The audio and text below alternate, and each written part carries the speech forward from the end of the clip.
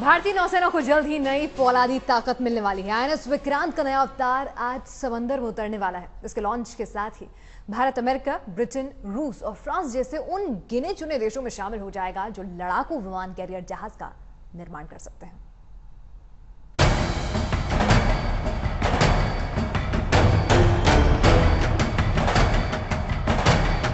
हिंदुस्तान की फौलादी ताकत का एहसास कराने आ रहा है आईएनएस विक्रांत। समंदर का ये शहंशाह एक बार फिर अपनी बादशाहत कायम करने आ रहा है, नए रूप और नई ताकत के साथ। पूरी तरह स्वदेशी डिजाइन और ज्यादातर देसी तकनीक से बना भारत का अपना एयरक्राफ्ट कैरियर लॉन्च को तैयार है।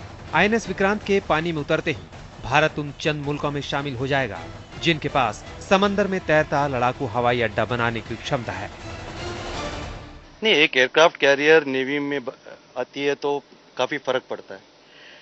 ऐसा है कि जैसे एक पोर्टेबल एयरफील्ड है, तो इस कैरियर में 25 से 30 एयरक्राफ्ट होंगे। काफ़ी हमें रीच देंगी, काफ़ी पावर भी देंगी। और जैसे मैंने आपको बताया कि हम एक कैपेबिलिटी पे काम करते हैं कि नेवी की क्या कैपेबिलिटी होनी चाहिए, और उसी कैपेबिलिटी के मुताबिक ये कैरियर को डिज़ाइन किया हुआ है। पहली बार भारत में इतना बड़ा युद्धपोत तैयार किया गया है। आईएनएस विक्रांत का वजन 37,500 टन है और इसकी लंबाई 220 मीटर है। ये युद्धपोत MiG-29 के नेवी के लाइट कॉम्बैट एयरक्राफ्ट और KA-31 हेलीकॉप्टर से लैस होगा। 2 रनवे वाले आईएनएस विक्रांत पर एक साथ करीब 25 से 30 लड़ाकू विमान रखने की क्षमता होगी। ये जहाज 25 नॉटिकल माइल की गति से समंदर के सीने को चीरता हुआ आगे बढ़ेगा। इस जहाज पर एक साथ 1500 नौसैनिक रह सकेंगे। रक्षा मंत्री ए.के. एंटनी की पत्नी एलिजाबेथ के हाथों आज इस विमान वाहक युद्धपोत को समंदर में उतारा जाएगा।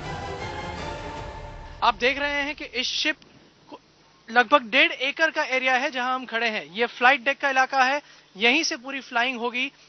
MiG-29 के एयरक्राफ्ट और लाइट कॉम्बैट एयरक्राफ्ट तेजस यहीं से टेक ऑफ करेंगे। ये स्की जंप का इलाका कहा जाता है।